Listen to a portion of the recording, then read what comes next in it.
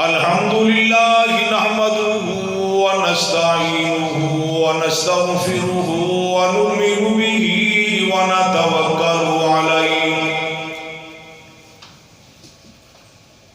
ونعوذ بالله من شرور أنفسنا ومن سيئات أعمالنا من يهده الله فلا مضل له ومن يضلله فلا هادي له ونشهد أن لا إله إلا الله وحده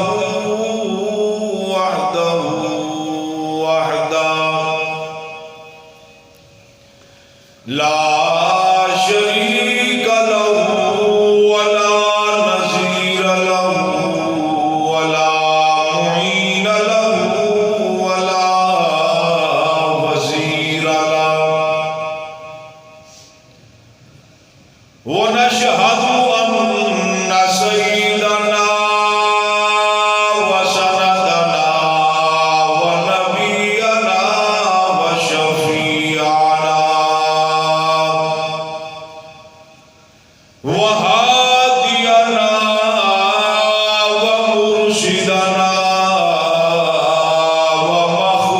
ومخدومنا ومولانا محمدا عبده ورسوله أرسله بالحق بشيرا ونذيرا أما بعد فأعوذ بالله السميع العليم من الشيطان الرجيم بسم الله الرحمن الرحيم ألف لام ميم ذلك الكتاب لا ريب فيه هدى للمتقين آمنت بالله صدق الله مولانا العظيم وبلغنا رسوله النبي الكريم ونحن على ذلك لمن الشاهدين والشاكرين والحمد لله رب العالمين اللهم صل على محمد وعلى آل محمد كما صليت على إبراهيم وعلى آل إبراهيم إنك حميد مجيد اللهم بارك على محمد وعلى آل محمد كما باركت على إبراهيم وعلى آل إبراهيم إنك حميد مجيد قرآن مجید فرقان حمید کی سورہ بقرہ کی پہلی دو آیتیں آپ کی خدمت میں تلاوت کی ہیں۔ اللہ جل مجدہ قرآن و سنت کے حوالہ سے حق اور سچ بات عرض کرنے کی توفیق عطا فرمائے۔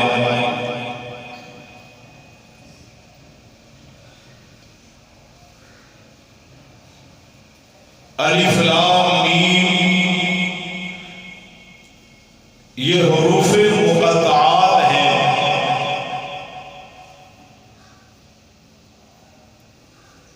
ان کے معانی کیا ہیں؟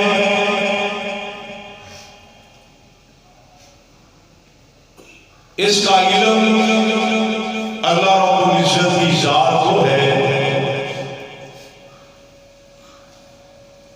علماء کرام نے اس میں بڑی کتابیں لکھی، تحقیق کی گئی، اور سادہ سا ایک مطلب جو آپ کو اور مجھے سمجھ آئے گا، الف لام میم، الف سے مراد اللہ رب العزت کی ذات ہے، اور لام سے مراد جبریل امین ہے، اور میم سے مراد محمد الرسول اللہ صلی اللہ علیہ وسلم کی ذات گرامی مراد ہے۔ ذالک الکتاب لا ریب فیہ، یہ وہ کتاب ہے جو لا ریب کتاب ہے، یعنی قرآن پاک ھدی للمتقین، متقین کے لیے ہدایت کا جام ہے۔ قرآن پاک یہ ہمارے مذہب کی بنیادی کتاب ہے اور اللہ کا کلام ہے۔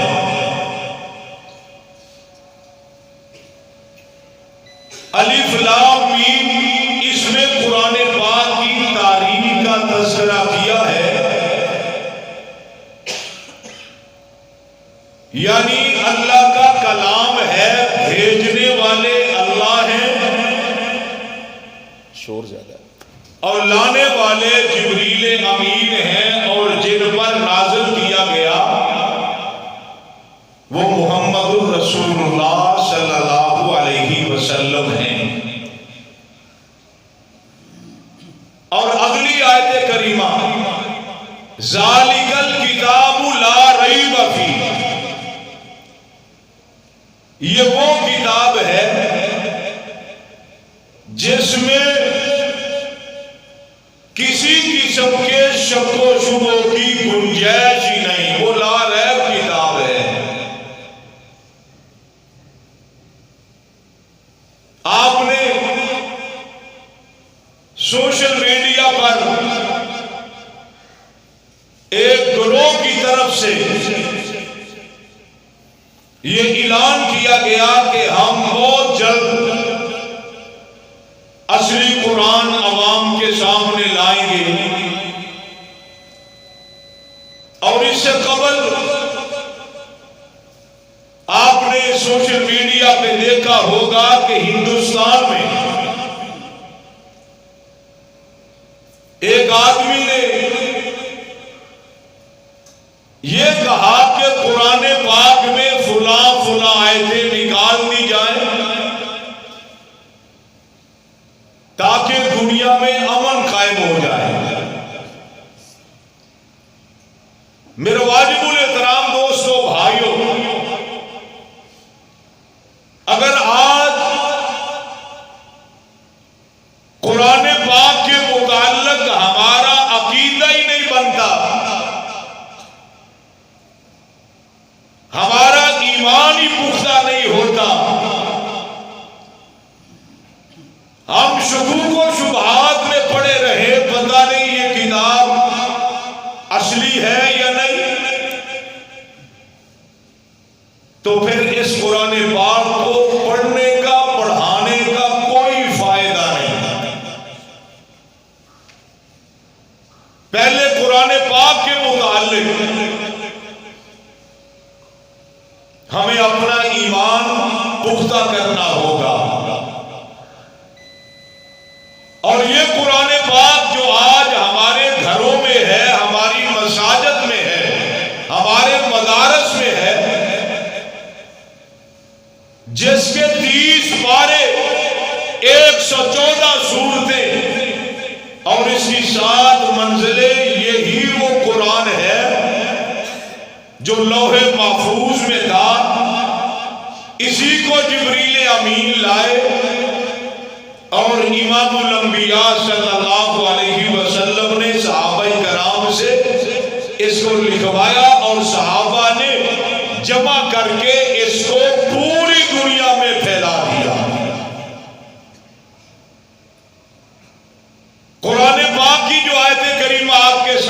تلاوت کی گئی ذالک الکتاب لا ریب فیہ، یہ وہ کتاب ہے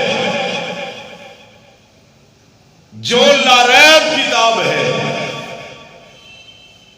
اور یہ آیت سورہ بقرہ کی دوسری آیت ہے. پہلی الف لام میم ہے اور دوسری یہ ہے. ابتدا کے اندر اللہ رب العزت نے ہمیں درس دیا ہے، ہمیں بتایا ہے اس قرآن کو پڑھنے والوں، اس کو پڑھانے والوں، حفظ کرنے والوں، حفظ کرانے والوں، مدارس قائم کرنے والوں، پہلے قرآن پاک کے متعلق عقیدہ درست کر لو کہ یہ اصلی قرآن پاک ہے. میرے واجب الاحترام دوستو بھائیو، اس عنوان کی ضرورت کیوں پیش آئی؟ اس لیے کہ قرآن پاک اللہ کا کلام ہے، وحی الہی ہے. امام الانبیاء تاجدار مدینہ صلی اللہ علیہ وسلم کی ذات اقدس میں نازل ہوا اور اللہ کے محبوب علیہ السلام نے صحابہ کرام کو سنایا بھی، پڑھایا بھی، لکھوایا بھی. اللہ کے محبوب علیہ السلام اعلان نبوت سے قبل غار حرا میں تشریف لے جایا کرتے تھے اور وہاں کئی دن گزارتے، کھانے کا سامان ساتھ لے جاتے. بخاری شریف میں یہ ساری تفصیلات موجود ہیں. پہلی وحی جب آئی، آمنہ کے لال صلی اللہ علیہ وسلم غار حرا میں تھے اور اعلان نبوت سے قبل اللہ کے محبوب علیہ السلام فرماتے ہیں مجھے کثرت سے خواب آتے اور جو خواب مجھے رات کو نظر آتا اللہ پاک اس کو صبح پورا فرما دیتے. اور یہ بھی عقیدے کی بات ہے، ہمارے نبی علیہ السلام کو جو خواب آتے تھے، نبی کا خواب وحی کا حصہ ہوتا ہے. آپ غار حرا میں تھے، جبریل امین آئے، آ کر کہا اقرا، پڑھیے. اقرا کا معنی ہے پڑھیے. آپ صلی اللہ علیہ وسلم نے جواب میں ارشاد فرمایا ما انا بقاری، کیونکہ جتنے پیغمبر آئے، رسول آئے، ان کا براہ راست استاد خدا ہوتا ہے. نبی کا استاد دنیا میں کوئی نہیں ہوتا اور اللہ پاک نبیوں کو امی بنا کر بھیجتے ہیں. ہمارے نبی علیہ السلام بھی امی بن کر تشریف لائے. جبریل امین نے دوبارہ کہا اقرا، آپ نے وہی جواب دیا.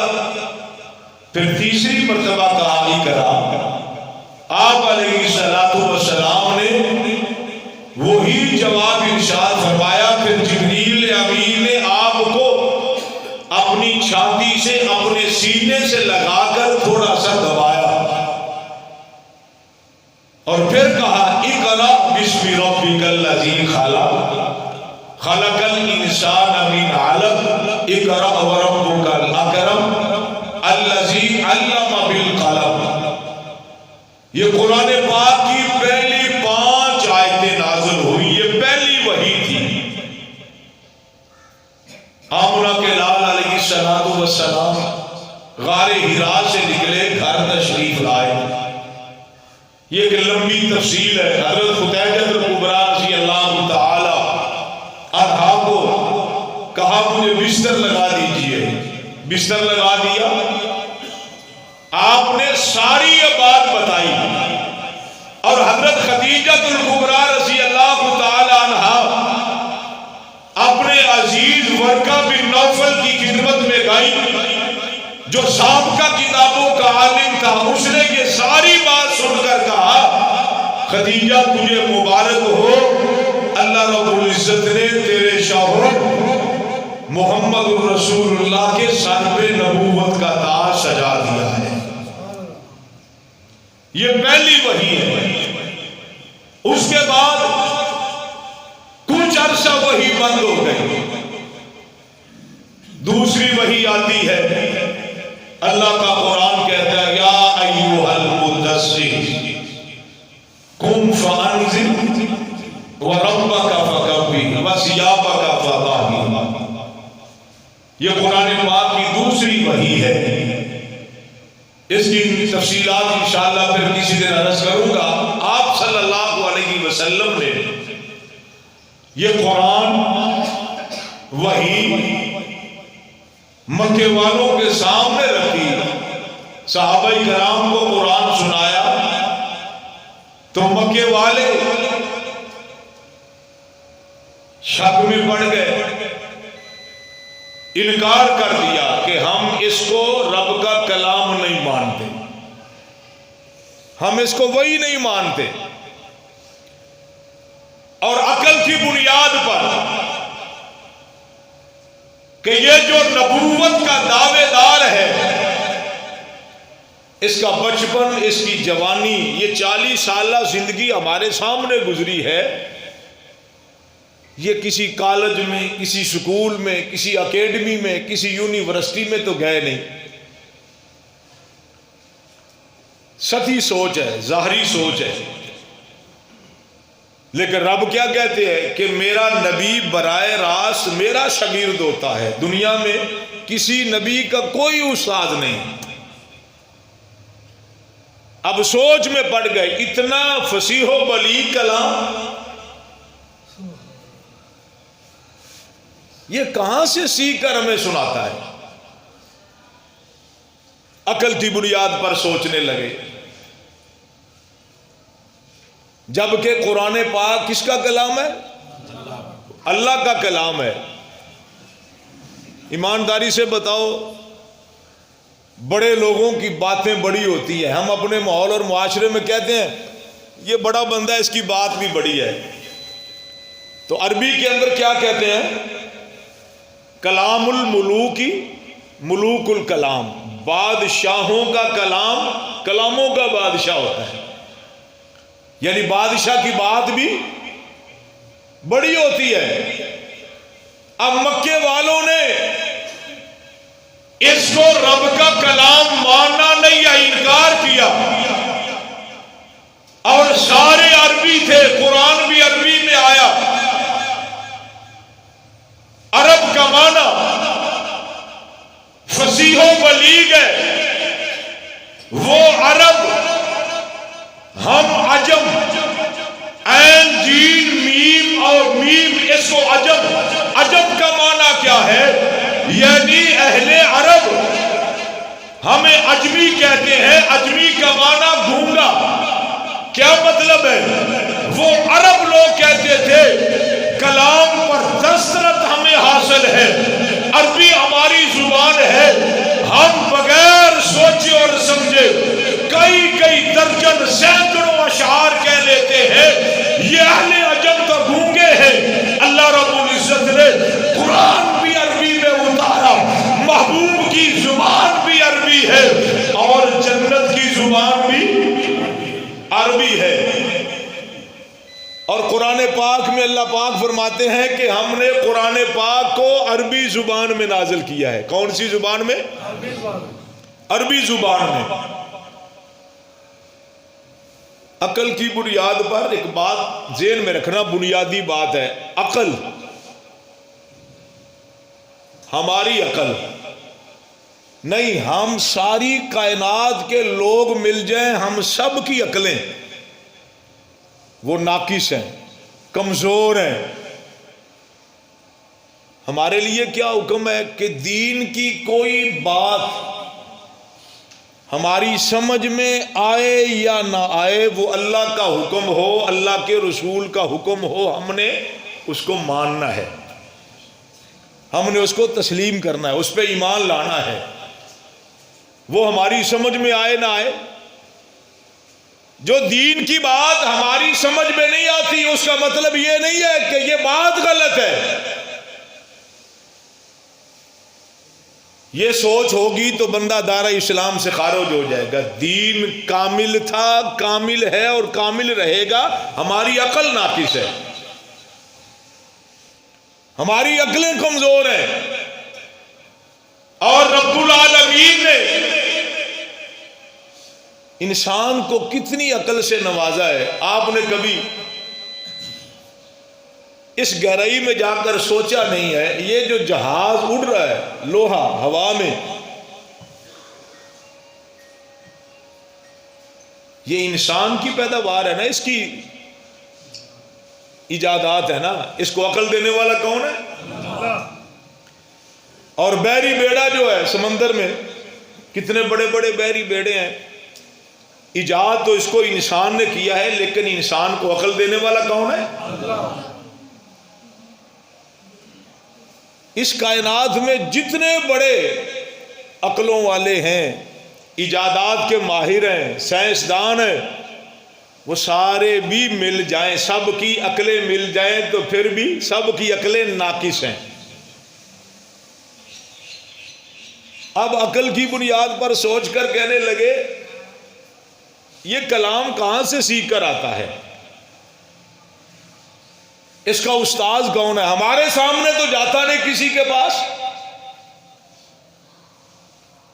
اور نبی سارے امی تھے، ہمارے نبی بھی امی تھے،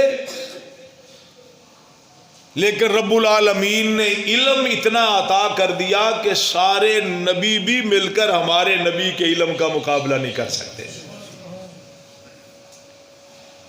پہلی وحی اقرا بسم ربک الذی خلق، دوسری وحی آ گئی یا ایھا المدثر قم فانذر وربک فکبر۔ اور عرب والوں کو اللہ پاک نے اتنی ذہانت دی ہوئی ہے، یہ باتیں اس لیے کر رہا ہوں تاکہ اگلا مضمون آپ کو سمجھ آئے۔ فی البدی بیٹھے بیٹھے بغیر سوچے سمجھے وہ کئی سو اور کئی ہزار اشعار کہہ لیتے تھے۔ یہ حافظہ تھا، یہ ذہانت تھی عرب کے لوگوں کی۔ اللہ پاک نے اسی قرآن پاک میں انہی آیتوں میں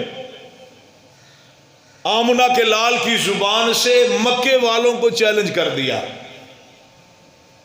مکے والوں تم عربی ہو، قرآن بھی عربی ہے، تم عرب ہو، تمہاری زبان بھی عربی ہے، قرآن بھی عربی میں ہے، اور تم بڑے ذہین و فتین ہو، فصاحت و بلاغت کے اپنے آپ کو علم بردار سمجھتے ہو، جاؤ تم بھی یہ جیسا قرآن بنا لو، اس جیسی کتاب بنا لو۔ اگر تم کہتے ہو نا یہ خود ساختہ ہے، تم بھی بنا لو۔ تاریخ گواہ ہے کہ عرب والے عاجز آ گئے، کیونکہ یہ کس کا کلام ہے؟ بولو سارے بولو، کس کا کلام ہے؟ اللہ کا کلام ہے۔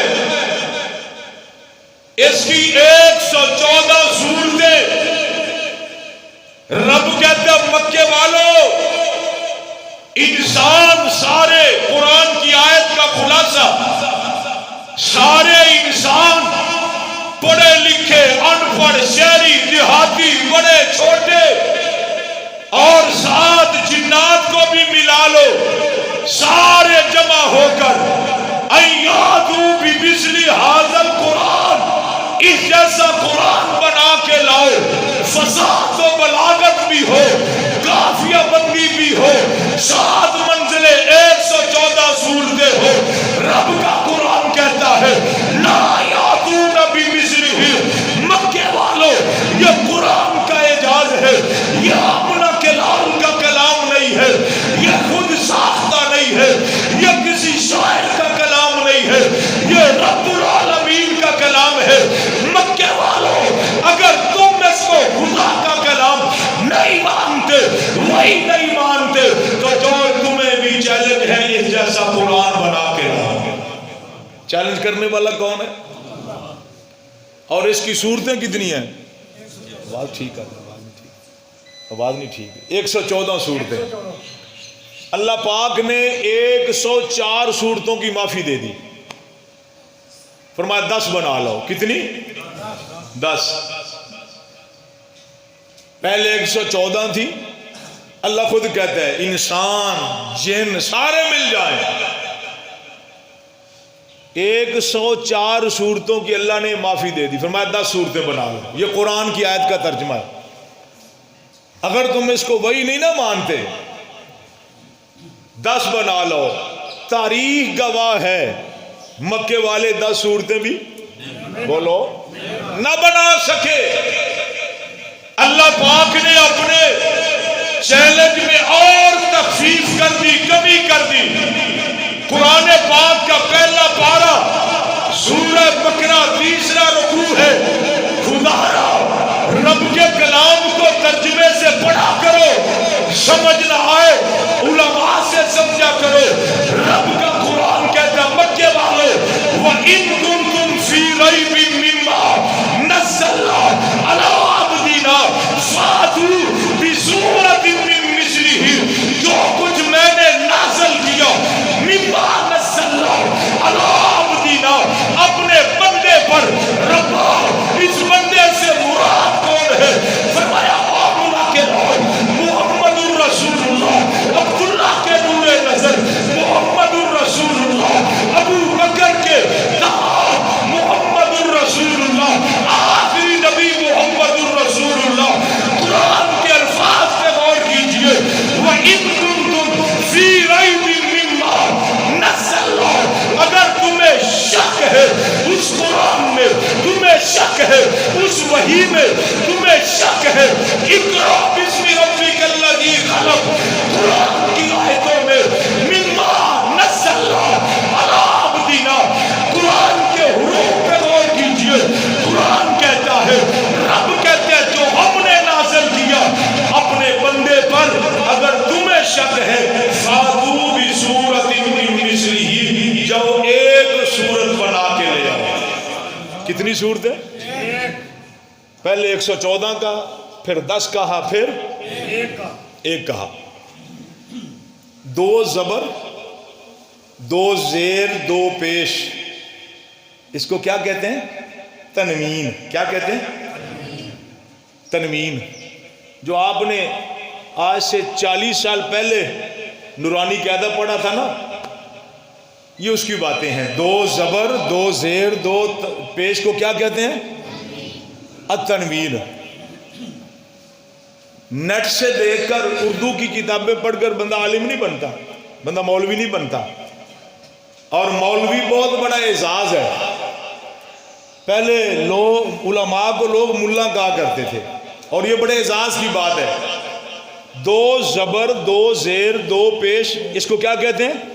بولو جی, بولو سارے بولو. کیا کہتے ہیں؟ تنوین. التنوین للتقلیل. جہاں 2 زبر 2 زیر 2 پیش آ جائے نا تو وہاں سے مراد چھوٹی سی شے ہوتی ہے. التقلیل یہ قلت کے لیے ہے. التنوین للتقلیل یہ عربی گرامر ہے. یہ بندہ پڑھے تو پھر بخاری مسلم جن پہ اعراب نہیں نہ لگے حدیث کی کتابوں پہ, یہ پھر سمجھ آتی ہیں. التنوین للتقلیل بسورۃ من مثلی. اللہ فرماتے ہیں جو قرآن پاک کی سب سے چھوٹی صورت ہے نا, کیونکہ بسورۃ 2 زیریں آ گئی, تنوین آ گئی.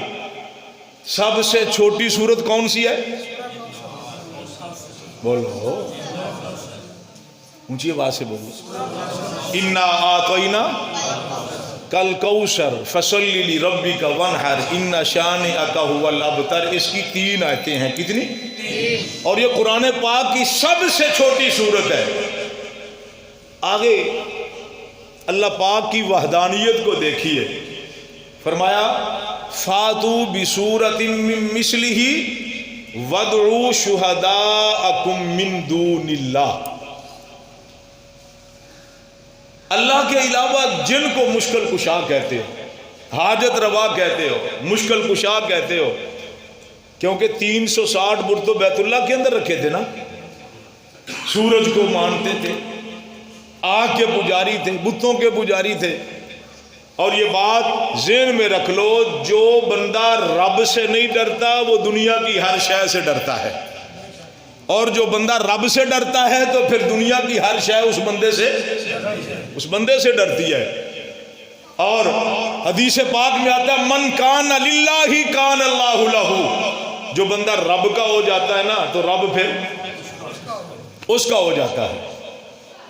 اللہ کے علاوہ جن کو مشکل کشا سمجھتے ہو، مانتے ہو، وَادْعُوا شُهَدَاءَكُم مِّن دُونِ اللَّهِ، بریلوی دیوبندی اہل حدیث اپنے اپنے مولوی کا ترجمہ اٹھائیں، وَادْعُوا شُهَدَاءَكُم مِّن دُونِ اللَّهِ، اللہ کے علاوہ جن کو مشکل کشا کہتے ہو، حاجت روا کہتے ہو، منت منوتی کے لائق سمجھتے ہو، بگڑی بنانے والا کہتے ہو، ان کو بھی ساتھ، ان کو مدد کے لیے بلا لو۔ اور کرنا کیا ہے؟ فَاتُوا بِسُورَةٍ مِّن مِّثْلِهِ، قرآن پاک کی سب سے چھوٹی سورہ مبارکہ، حدیث پاک میں آتا ہے رحمت کائنات میں کاتبان وحی میں سے ایک کو بلا کے یہ لکھوا دیا، اِنَّا أَعْطَيْنَاكَ الْكَوْثَرَ فَصَلِّ لِرَبِّكَ وَانْحَرْ إِنَّ شَانِئَكَ هُوَ الْأَبْتَرُ۔ اس کو لکھوا کر رحمت کائنات نے بیت اللہ کے دروازے پر لٹکوا دیا، اعلان کر دیا مکے کے شعراء، مکے کے بلغاء، مکے کے فصحاء، جاؤ، یہ سب کے لیے کھلا چیلنج ہے، قرآن کو خدا کا کلام نہیں مانتے، وحی الہی نہیں مانتے، جاؤ اس جیسی صورت بنا کے لاؤ۔ کیا خیال ہے قرآن کے مقابلے کے لیے کوئی نہیں آیا؟ بڑے بڑے استاد آئے، بڑے بڑے شاعر آئے، بڑے بڑے فصاحت بلاغت کے لمبردار آئے، کاغذ اور قلم لکھیا، پکڑ کر کلام لکھا، پھر لکھا، پھر لکھا، توجہ، قرآن سے مقابلہ کیا، موازنہ کیا، اپنے کلام میں عیب نظر آئے، رب کا کلام لا عیب ہے، کعبے کے رب کی قسم ہے، اپنے کلام کو پڑھا، دوسرا تیسرا چوتھا آتا ہے، کاغذ اور قلم پکڑ کے قرآن کے مقابلے میں اپنا کلام لکھتا ہے، پھر موازنہ کرتا ہے، اپنے کلام میں عیب نظر آیا، نقص نظر آیا، سب سے مکے کا بڑا شاعر آتا ہے اور آ کر کہتے تم سے اس جیسی صورت نہیں بنتی، لو کاغذ اور قلم کو اپنا کلام لکھا، پھر موازنہ کر کے پڑھا، پھر لکھا، پھر قرآن کو دیکھا، اپنے کلام کو دیکھا، پھر پڑھ دیا، پھر لکھا، بلاخر جو سب سے بڑا تھا، سب کا استاد تھا، فصاحت و بلاغت کا علم بردار تھا، وہ کاغذ اور قلم لے کر یہ لکھنے پر مجبور ہے، ماذا الا قول البشر انا اعطیناک الکوثر فصل لربک وانحر ان شانئک هو الابتر۔ کائنات والو، یہ سورہ کوثر کسی بندے کا کلام، یہ کس کا کلام ہے؟ اونچی آواز سے، یہ کس کا کلام ہے؟ اللہ کا کلام ہے۔ آگے رب نے کیا کہا؟ فَإِن لَمْ تَفْعَلُوا وَلَن تَفْعَلُوا، فَإِن لَمْ تَفْعَلُوا وَلَن تَفْعَلُوا، تم ہرگز نہیں کر سکتے، اس جیسا کلام بنا سکتے؟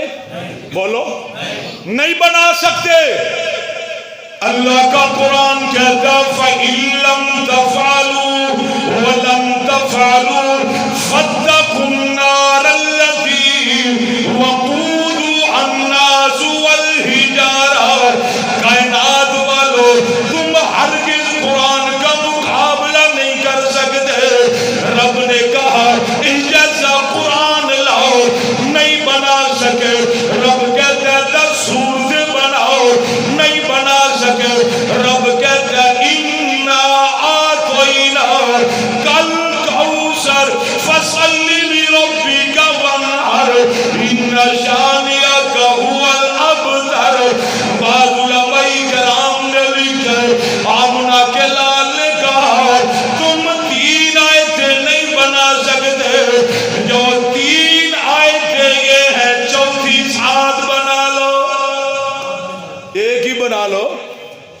لیکن رب کے کلام کا کوئی مقابلہ بولو اونچی آواز سے رب کہتا ہے ہرگز نہیں کر سکتے. یہ کون کہتا ہے؟ اللہ نے تو کھلی کھلی بات کر دی. مکے والو اپنے اساتذہ کو بلاؤ, جنوں کو بلاؤ, بتوں کو بلاؤ, جن جن کو خدا کہتے ہو ان کی مدد لے لو, لیکن اگلی بات فاتقوا النار, اللہ فرماتے آگ سے ڈرو. کس سے؟ زور سے. کون سی آگ؟ قودھا الناس والحجارہ, وہ آگ جس کا ایندھن سمجھتے ہو جنہوں بالن کہنے ہیں, بالن ہوئے تھے آگے بل دی ہے نا. قودھا الناس والحجارہ, جس کا ایندھن انسان اور پتھر ہوں گے. اس کا ایندھن کیا ہوگا؟ بولو اونچی بولو. انسان اور پتھر. خدایا الناس سے مراد کو قرآن کا ماں قبل اور ماں باپ یہ بتاتا ہے وہ لوگ جو قرآن کو اصلی نہیں مانتے, وہ لوگ جو قرآن کو رب کا کلام نہیں مانتے, وہ لوگ جو قرآن میں شک و عقیدہ رکھتے ہیں. ابتدا میں رب نے اعلان کر دیا ذالک الکتاب لا ریب فیہ, یہ وہ کتاب ہے جس میں کسی قسم کے شک و شبہ کی گنجائش نہیں. ربا یہ ابتدا میں کیوں کہا؟ رب جانتے تھے 1400 سال کے بعد ایک طبقہ, ایک گروہ ایسا آئے گا جو قرآن میں شک و عقیدہ پیدا کرے گا, جو لوگوں میں یہ فتنہ برپا کرے گا. کائنات والے اصلی قرآن 40 پاروں کا تھا, نعوذ باللہ اس قرآن کو 100 نے بدل دیا.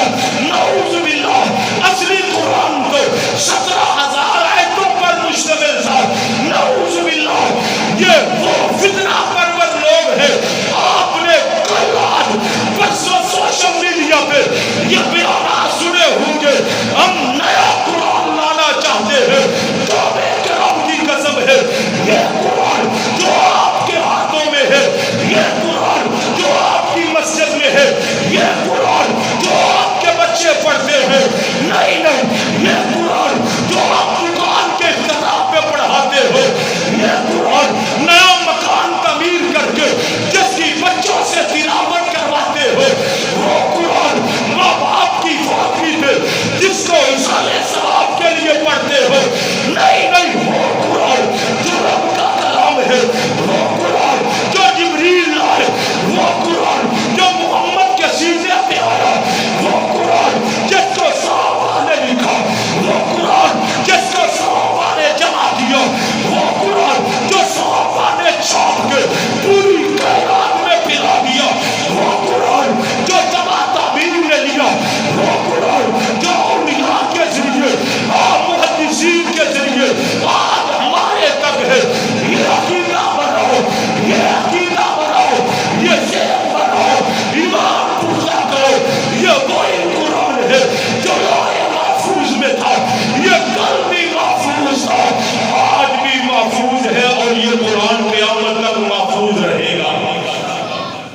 اس کو کوئی بدل سکتا ہے؟ بولو اونچی آواز سے. اس میں کوئی رد و بدل کر سکتا ہے؟ حجاج بن یوسف کتنا بڑا ظالم بادشاہ گزرا ہے. حجاج بن یوسف, اس کے پاس ایک وفد آیا اور آ کر کہنے لگا قرآن پہ جو اعراب ہے نا زبر زیر پیش, یہ حجاج بن یوسف نے لگائے تھے امت مسلمہ کی آسانی کے لیے. ایک وفد آیا یہودیوں کا. کیسے آنا ہوا؟ کہتے جی آپ سے کام ہے. کہا بتائیے. قرآن پاک میں ایک واقعہ ہے حضرت موسیٰ علیہ السلام کا اور حضرت خضر علیہ السلام کا. یہ بڑا دلچسپ بھی ہے اور تفصیل طلب بھی ہے. یعنی حضرت خضر علیہ السلام نے حضرت موسیٰ کو کہا تھا میرے کام میں نہیں بولنا. آپ قرآن پاک کی آیت ہے, ایک بستی میں گئے, ان کو کہا ہمیں کھانا کھلاؤ, ہمیں کھانا چاہیے. قرآن کیا کہتا ہے؟ فَأَبَوْا أَن يُزَيِّفُوهُمَا, انہوں نے انکار کر دیا مہمان نوازی کرنے سے، کھانا کھلان تو انکار کر دیا. کنہ نے؟ بستی والیاں نے. ابا کا معنی انکار کرنا. حضرت آدم کو بنایا نا اللہ نے، تو فرشتوں کو کہا سجدہ کرو، سب نے سجدہ کر لیا. قرآن کیا کہتا ہے؟ ابا واستکبر، تکبر کیا اور انکار کیا. کس نے؟ شیطان نے. ابا کا معنی کیا؟ بولو توجہ، کیا معنی؟ فَأَبَوْا أَن يُزَيِّفُوهُمَا. یہ وفد کہتا ہے تحفے تحائف لے لو، جو چاہیے لے لو، ایک کام کرنا ہے. انہوں نے کہا جی بتائیے. حجاج بن یوسف کو کہا، کہتا ہے یہ جو قرآن کی آیت ہے نا فَأَبَوْا، جس کا معنی انکار ہے، آپ اس طرح کریں با کا نقطہ نیچے سے اٹھا کر اوپر ڈال دیں، ایک نقطہ اپنی طرف سے ساتھ ملا دیں، تو یہ بن جائے گا فَأَتَوْا. فَأَبَوْا کو بجائے کیا بنے گا؟ فَأَتَوْا کا معنی کیا؟ کہ کھانا دے دیا. حجاج بن یوسف نے دسترخوان لگایا، ان کا اکرام کیا، کہا تم کھانا کھاؤ، اور اندر چلے گئے. اندر جا کر رویا حجاج بن یوسف، اور کیا کہتے ہیں؟ خدایا میں ظالم بھی صحیح، میری تلوار سے صحابہ کے بعد اولیاء تابعین بڑے بڑے محدث نہ بچ سکے، اب یہ ظالم مجھ سے قرآن میں تبدیلی کروانا چاہتے ہیں، نہیں ہوگا نہیں ہوگا. اندر سے تلوار لائے، یہ جتنے وفد کے ارکان تھے لا کر سب کی گردنوں کو تن سے جدا کر کے اعلان کر دیا، جو شخص جو بندہ مجھ سے قرآن میں ایک نقطے کی تبدیلی کروانا چاہے گا، اس کو دنیا میں زندہ رہنے کا حق ہی نہیں ہے. حجاج بن یوسف نے تلوار سے سب کی گردنیں کاٹ دی. قرآن کس کا کلام ہے؟ بولو. اور محفوظ ہے، کل بھی محفوظ تھا، آج بھی. اور یہ کتنا بڑا فتنہ ہے. اور ہمارے مذہبی لوگ اس کی حساسیت نہیں بتاتے، اور ہم جو دنیا دار لوگ ہیں، ہم فرقہ واریت کی نظر میں دیکھ کر اس کو ایک کھڈے میں لگا دیتے ہیں. یہ جی فرقہ واریت. مجھے بتاؤ جب تیرا قرآن ہی محفوظ نہیں رہے گا، تیرا ایمان ہی نہیں رہے گا، تجھے قرآن پڑھنے کا فائدہ ہے؟ قرآن پڑھانے کا فائدہ ہے؟ اللہ نے ابتدا میں کہہ دیا ذالک الکتاب لا ریب فیہ، یہ لا ریب کتاب ہے، اور یہ کل بھی محفوظ تھا، آج بھی محفوظ ہے، اور قیامت تک محفوظ رہے گا. آپ اپنے ماحول میں دیکھیں، جس نے قرآن کو بدلنے کا عقیدہ گھڑا، کیا کہا کہ ہم اس کو اصلی، کل ہم کہتے تھے تو تم نہیں مانتے تھے، عوام کہتی تھی یہ فرقہ واریت ہے. آج ان کا جو بڑا گرو گھنٹال ہے، اس نے سوشل میڈیا پہ اعلان کر دیا نا کہ ہمارے پاس اصلی قرآن ہے، ہم اس کو لائیں گے. استغفر اللہ کہہ دو، تم کر تو کچھ نہیں کرتے، استغفر اللہ تو کہہ سکتے ہو نا. جب قرآن ہی محفوظ نہیں ہے، یہ تو ہمارے مذہب کی بنیادی کتاب ہے، اس کا محافظ کون ہے؟ اللہ. اونچی آواز سے اللہ. اس کا محافظ اللہ ہے. اللہ کا قرآن کہتا ہے اِنَّا نَحْنُ نَزَّلْنَا الذِّكْرَ وَإِنَّا لَهُ لَحَافِظُونَ. قرآن آیا ہے، رب کا کلام ہے، یہ وحی الہی ہے، الہ العالمین. تورات بھی آسمان سے آئی، انجیل بھی آئی، زبور بھی آئی، صحائف بھی آئے، امتیوں نے لوگوں نے رد و بدل کر دی. الہ العالمین قرآن کے ساتھ بھی ایسا ہوگا. اللہ فرماتے ہیں اِنَّا نَحْنُ نَزَّلْنَا الذِّكْرَ وَإِنَّا لَهُ لَحَافِظُونَ. آمنہ کے لال میرے لاڈلے نبی، قرآن کو بھی ہم نے اتارا، اس کی حفاظت بھی ہمارے ذمے. جس کا محافظ اللہ ہو اس کو کوئی بدل سکتا ہے؟ کیوں جی؟ سادہ سی بات مثال دوں گا تو پھر بات سمجھ آئے گی نا، چونکہ ہمارا دین سے تعلق ہی رسمی ہے. آج दुकानों पे कितना कितना मालियत का माल पड़ा होता है ना, करियाना है, लाखों का सामान है, कपड़े की दुकान देखो, जूते की दुकान देखो, सुनारे की दुकान देखो। हाँ जी, गुजरों के बाड़े में जाओ, वहाँ सैकड़ों भैंसें खड़ी हैं। अब ये रात को सोया हुआ, इसको पकड़ के उठाओ, भाई तुम्हारी दुकान पे इतना सोना है, लकड़ी पड़ी हुई है, तुम्हारी दुकान पे करियाना है, कपड़े हैं, जूते का माल है, सोना है, कहीं चोर चुरा के ना ले जाए। तो ये आंखें मलता मलता सोया सोया क्या कहेगा, मुझे कोई खतरा नहीं है। क्यों? कि वहां गनमैन खड़ा है। क्या खड़ा है? बोलो, पहरेदार खड़ा है। ये देहातों में ठीकरी पहरे किस लिए लगते थे? आज पुलिस का गश्त किस लिए है? कि चोरी ना हो, चकारी ना हो, डाका ना पड़े, कोई किसी का माल ना चुरा के ले जाए। मेरी दुकान पे गनमैन खड़ा है, पहरेदार खड़ा है। आज 1400 साल के बाद ये पहरेदार, जिसके हाथ में कलाशर की बजाय डंडा है, पता नहीं इसका ईमान क्या है।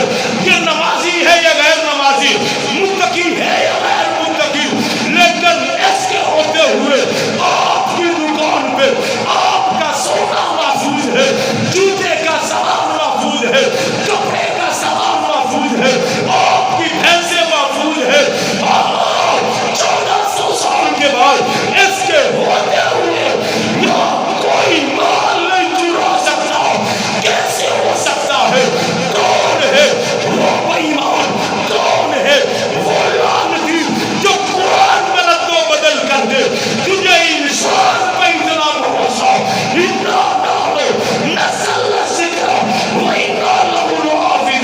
जिसका मुहाफिज खुद खुदा हो, क्या उसमें कोई रद्दो बदल कर सकता है? उसमें कोई तब्दीली कर सकता है? ये अकीदा और नजरिया कुरान और सुन्नत के खिलाफ है। शाह अब्दुल अजीज मुहद्दिस देलवी सब कह दो रहमतुल्लाह की ताला। इनकी दो बातें सुना के फिर बात को खत्म करते हैं। एक बंदा आया, कहता शाह जी सुना है कुरान में हर किस्म का इल्म है। फरमाया हाँ। वो पूछने वाला कोई ठरकी किस्म का हकीम था।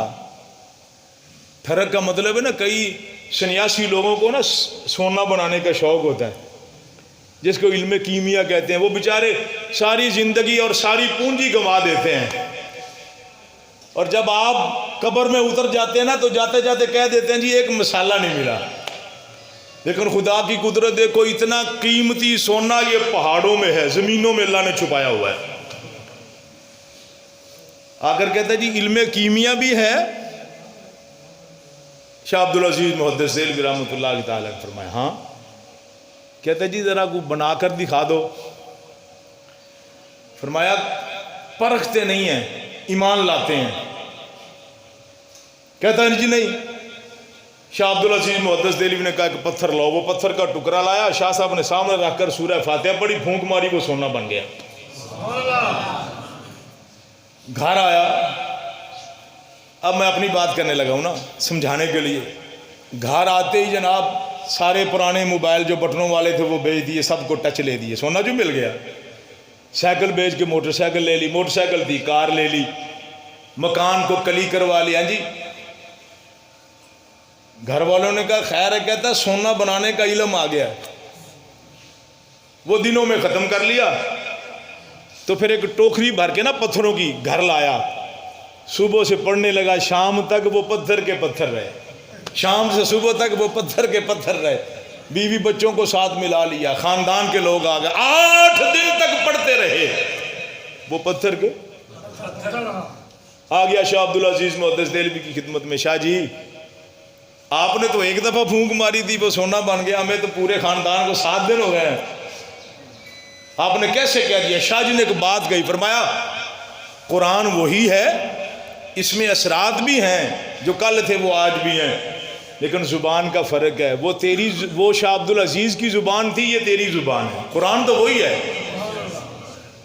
शाह अब्दुल अजीज मुहद्दिस देलवी रहमतुल्लाह ताला अलैह की खिदमत में आए ईसाई, तौरात इंजील लेकर, कहने लगे हमारी किताब اس کا سکہ چلے گا. شاہ عبد العزیز کہنے لگے نہیں قرآن کا چلے گا. ایک بات اور یاد رکھنا، ایمانیات جو ہے نا، آمنت باللہ و ملائکتہ و کتبہ، اللہ کی ذات پہ ایمان، و ملائکتہ فرشتوں پہ ایمان. آگے کیا ہے بولو؟ کتبی، یہ جمع کا صیغہ ہے. اللہ نے کتاب نہیں کہا، ہماری کتاب تو قرآن ہے. رب کہتا ہے کتبی، ایمان لو تورات انجیل زبور صحائف پر قرآن پر ایمان کیا لانا ہے. وہ بھی آسمانی کتابیں پر حق تھی، وہ اس وقت کے لیے تھی، لیکن آج سکہ چلے گا، قرآن کا چلے گا، محمد کے فرمان کا چلے گا، اور قیامت تک یہی سکہ چلتا رہے گا.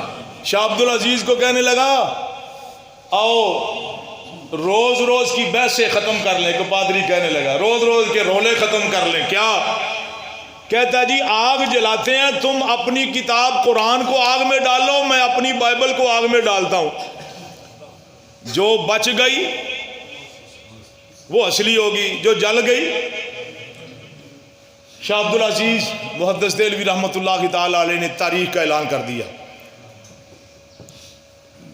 ایسا موقع ہو جائے نا تو لوگ تماشے ہی بڑے جمع ہو جاتے ہیں، عیسائی بھی مسلمان بھی. کوئی لوگ استغفار کرنے لگے، کوئی رونے لگے، یا اللہ یہ کیا بنے گا. مجمع لگ گیا. شاہ عبد العزیز محدث دہلوی رحمۃ اللہ تعالی علیہ نے کہا یار بات اس کی آگے سے کرتے ہیں. اس سے بھی ایک قدم آگے. کہا کیا تم کتابوں کو پھینکنے کی بات کرتے ہو؟ آؤ میں اپنے قرآن کو اپنے سینے سے لگاتا ہوں، تم اپنی بائبل کو اپنے سینے پہ لگاؤ. تم بھی آگ میں کود پڑو، میں بھی کود پڑوں گا. جو جل گیا اس کا مذہب سچا نہیں ہوگا، جو بچ گیا اس کا مذہب سچا ہوگا. لاکھوں کی عوام موجود ہے، وہ ایسے غیب ہو اپنی کتاب کو پھینک کر جیسے گدھے کے سر سے سی گئے ہوئے. لوگوں نے کہا او پادری صاحب کیوں بھاگتے ہو، آؤ میدان عمل میں. وہ ہاتھ جوڑ کر کہتے ہیں میں نے اپنی کتاب پہ مسالہ چڑھایا ہوا ہے، جس کو آگ نہیں لگتی اپنے جسم پر نہیں چڑھایا ہوا ہے. بھاگ گیا. شاہ عبد العزیز محدث دہلوی رحمۃ اللہ تعالی علیہ سے لوگوں نے پوچھا شاہ جی بالفرض وہ آگ میں چھلانگ لگا دیتا پھر کیا ہوتا؟ فرمایا ہونا کیا تھا، وہ بھی جل جاتا، اس کی بائبل بھی جل جاتی، عبد العزیز بھی بچ جاتا، رب کا قرآن بھی بچ جاتا. اس کا محافظ کون ہے؟ اور اونچی آواز سے قرآن کا محافظ کون ہے؟ یہ عقیدہ بنے گا تو پڑھنے کا فائدہ نا. ایک حرف پڑھیں تو کتنی نیکیاں ملتی ہیں بولو؟ کتنے درجات معاف بلند ہوتے ہیں؟ 10. کتنی خطائیں معاف ہوتی ہیں؟ 10. رمضان پہ پڑھو تو 70 نیکیاں، 70 گناہ معاف ہوتے ہیں، 70 درجات بلند ہوتے ہیں. بچوں پہ اللہ پاک کے نبی نے فرمایا خیرکم من تعلم القرآن وعلمہ، تم سے بہتر وہ ہے جو قرآن پڑھتا ہے اور قرآن پڑھاتا ہے. یا اللہ اب میں تو نہیں پڑھ سکتا علم دین، میں پڑھا بھی نہیں سکتا، میرے پاس ٹائم ہی نہیں ہے، کاروباری ہوں. اس کے لیے بھی درجہ کر دیا. فرمایا کن عالمن او متعلمن، یا عالم بن جاؤ یا سیکھنے والے بن جاؤ. یہ دونوں کام نہیں کر سکتے تو فرمایا ان کی مدد کرنے والوں بن جاؤ، یعنی ان پر مال خرچ کرنے والے، ان پہ خرچ کرو گے تو اللہ اجر دے گا. اور یہ قرآن تب فائدہ دے گا جب اس کے بارے میں یہ عقیدہ بنے گا، نظریہ بنے گا، ذہن بنے گا. یہ قرآن اصلی تھا، جس نے آج قرآن پاک کو شک عقیدہ رکھا، یہ فتنہ پھیلایا، یہ تو بدلا ہوا ہے. یہ کوئی چھوٹی بات نہیں ہے.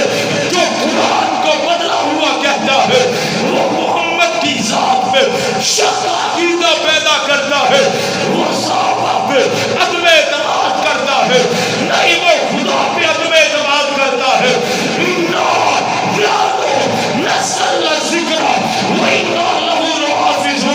رب کہتا ہے اس کو اتارا میں نے